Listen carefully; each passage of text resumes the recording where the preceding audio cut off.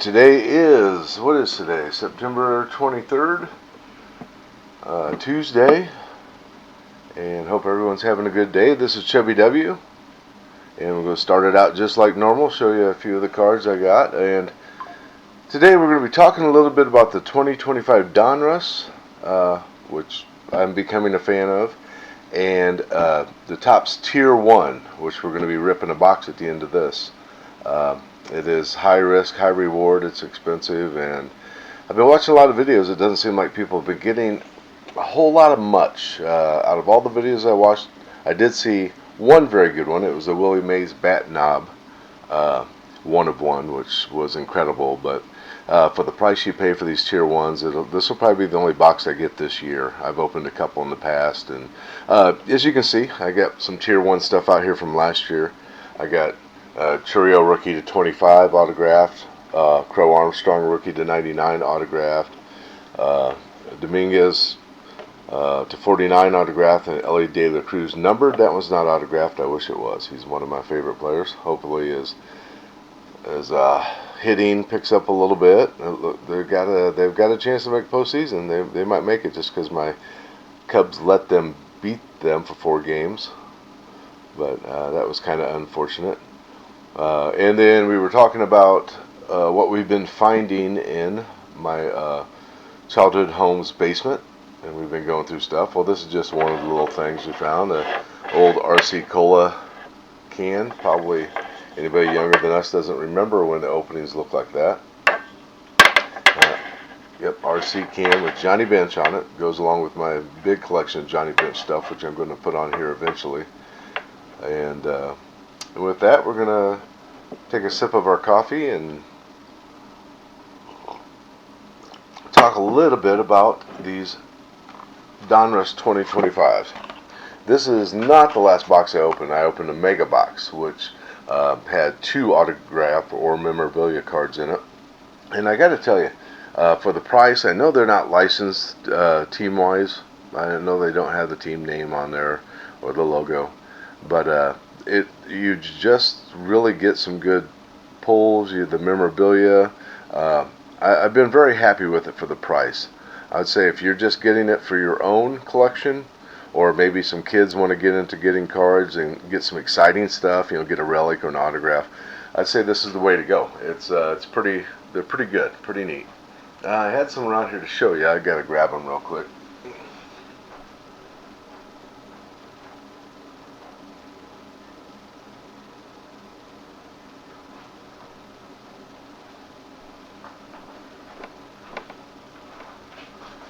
Here we go. I found them. So that is the 2025 Donruss baseball, and here is let's see if we can get this looking okay on here. Pedroia, really nice looking card. I believe it's pretty low numbered to, looks like 69, 21 out of 23 out of 69. Here is a Nick York Optic rookie out of 240, it looks like 143 out of 240. Really nice looking cards. Their base cards look pretty cheap. They aren't really a whole lot to say much about, but the optics, and then there's a fair amount of inserts. Rentaro Sasaki, which I heard is the next big hitter coming out of Japan. I know he's playing college ball right now. Unleashed. It's not, it's a nice, really nice looking card, and good potential. And I also got this out of the Donruss 2025, which really shocked me. I didn't even know these were a thing in there. It says, hopefully you can see it without too much glare on it. J.D. Dix, autographed Prism Optic, and it is 1 of 1, if you can see it down there. 1 of 1, and that's a really nice card. I pulled it out of the mega box. I think it was about $40, and got a few nice really good cards out of it. So I'd give it a chance if you're looking for a cheaper alternative way to get some pretty cool cards. And let's see what else is going on. I went to a St. Louis Cardinal Reds game. Got to see Elly De La Cruz play. Uh, Cardinal fans don't understand what it means to have a losing team or not up to standard team. My buddy took me, and we had the all-you-could-eat buffet and the free drinks. And out front is where you can sit. You go out the doors of the front of the place where the buffet is. And there's actually 480 seats out there, broken up into 4 sections of 120 seats. So when my buddy and I walked out, we sat down in the third row. I think it was the row we were supposed to be in, but there's nobody out there. There's 120 empty seats around us, literally. And 4 Cardinal fans come out and say our tickets you have, or say we're in those seats and you need to move over.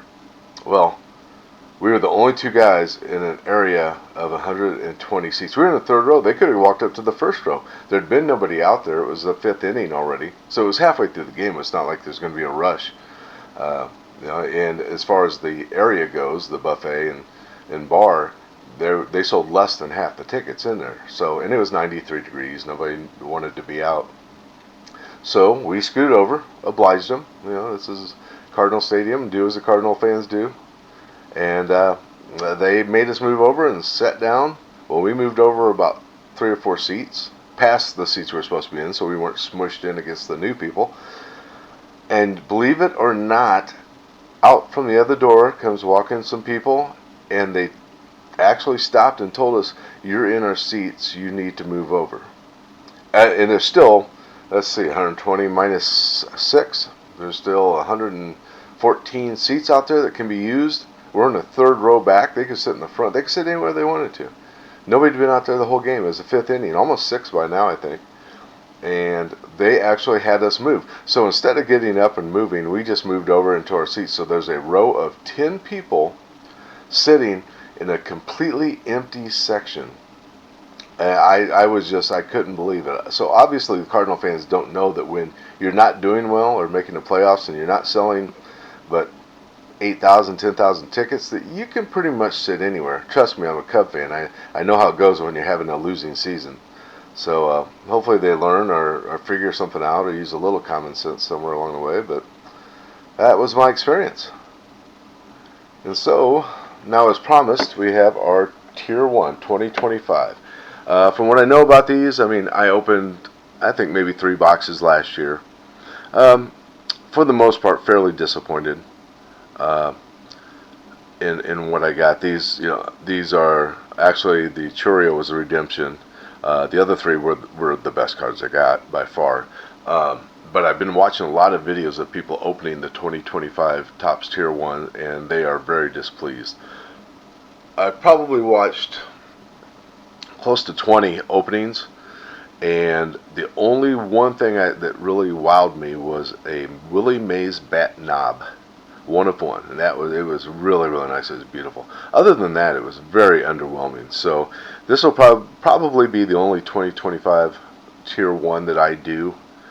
Splurge one time, hope you get something big. But that's pretty much going to be it. I've had a good time with the Topps Chrome. Looking forward to Bowman Chrome. I think I got a box of those coming in eventually. But and that's where we stand. So we're gonna keep our fingers crossed, see if we can get something good in this Tier 1, and if not, we'll cry a little bit. So here we go. We're gonna set some stands up. We know we'll want to look at them.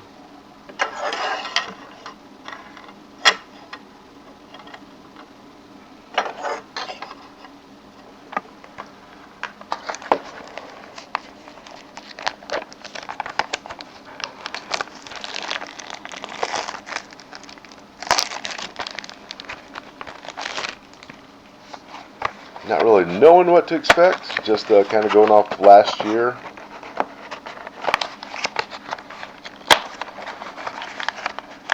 And we know we got a 1 shiny pack in there, just like before.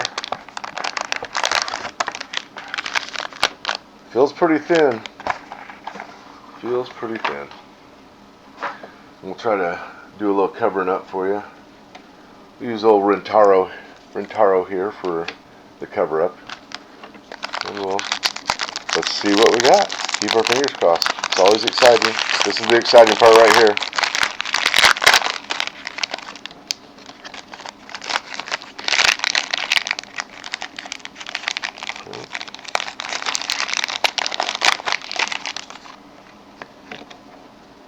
Alright, we got card number 1.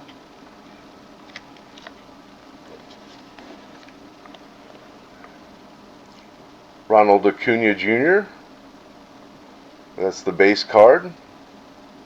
Pretty good looking. That's a good looking card right there. See if we can turn it over. Okay. Ronald Acuna Jr. for the Braves. Green foil. Oh, there's the number. Looks like it's 40 out of 40. 40 out of 40. That's a pretty good hit for a base card. We'll start there. That's could always be worse than that, I'm sure.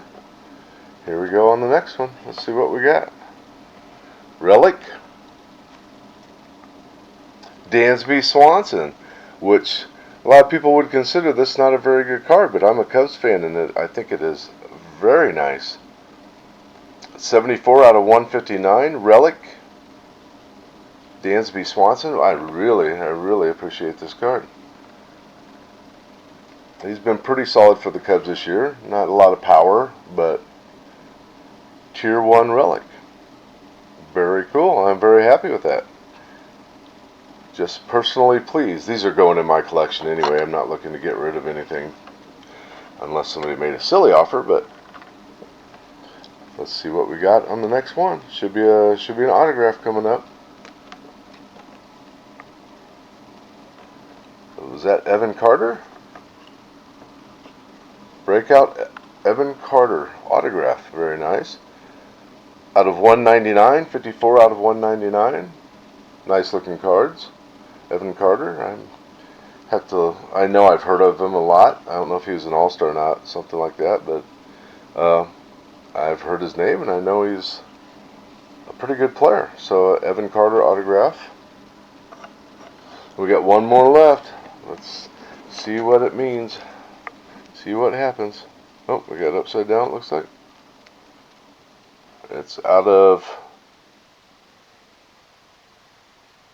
64 out of, is that 900? Yeah, something like that. Let's see who we got here. Texas. Andruw Jones. Andruw Jones with the relic autograph. Not too bad, not too bad. I'm not unhappy. I think that's the first Andruw Jones piece I've got. I like the Dansby Swanson, the Acuna Jr. You can't go too wrong with. Could be worse. I know that. Could always be worse. I saw a couple of really rough ones. But there we go. The Dansby Swanson, Evan Carter, Andruw Jones, Acuna Jr. All numbered, 2 autographs, 1 auto relic on the Andruw Jones. Pretty happy about it. Pretty happy. Personal collection, so they'll go in holders and stay in a box. All right, thank you guys for watching. Always a lot of fun. Hope to catch you next time.